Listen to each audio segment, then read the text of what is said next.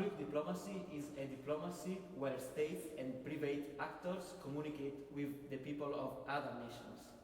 Public diplomacy is carefully targeted sectors of foreign publics to develop support for government strategic goals.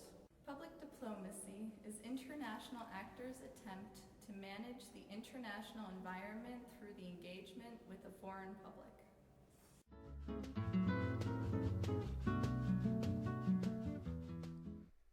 The earliest use of the phrase public diplomacy by the London Times occurred in 1856. In 1965, the term public diplomacy is acknowledged by Edmund Gullion. In the 1990s, the term public diplomacy enters common use in foreign policy circles overseas. And in 2011, the term public diplomacy enters public consciousness and the global debate. As you can see, there is a gradual shift from old public diplomacy to new public diplomacy between 1965 and 2011.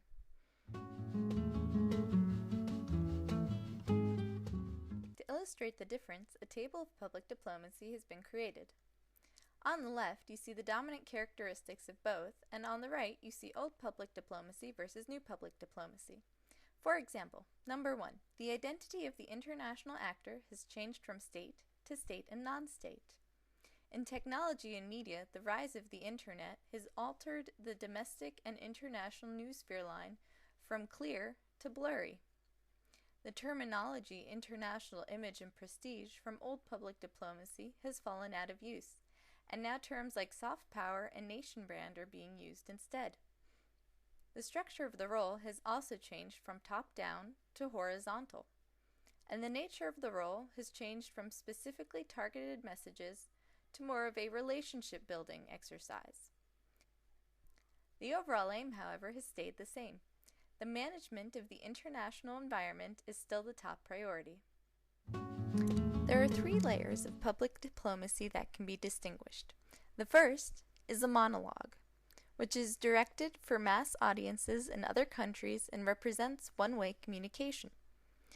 The second is dialogue, which implies an exchange of ideas and information. The third is collaboration, which is initiatives and outreach campaigns by citizens of different countries to complete a common project or goal. Here are some examples of public diplomacy. The Pope.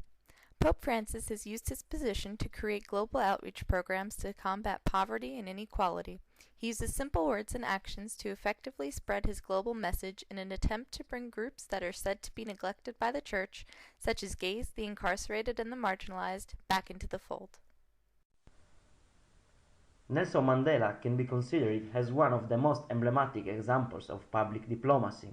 His efforts and achievements in fighting social and race discriminations inspired and encouraged several societies across the world.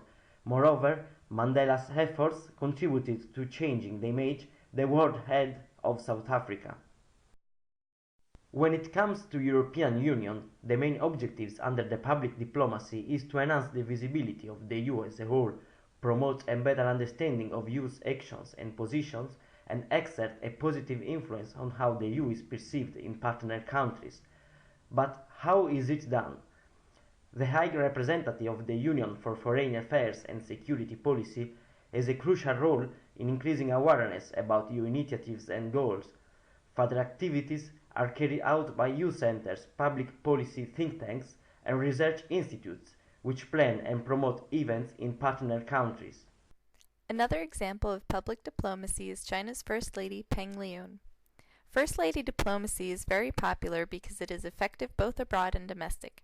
China's First Lady is pictured here, embarking on her first tour in 2013. She is a well-known folk singer in her country and effectively distinguishes herself from other Chinese female politicians and diplomats by exclusively wearing Chinese designer clothes instead of foreign labels, sending a very strong message of loyalty. The Muppets. The Muppets are possibly one of the cutest forms of soft power public diplomacy. By sending the Muppets abroad, specifically to countries like Afghanistan that are not very friendly towards America, the government is attempting to spread a positive message about American values like literacy, tolerance, and health to young children.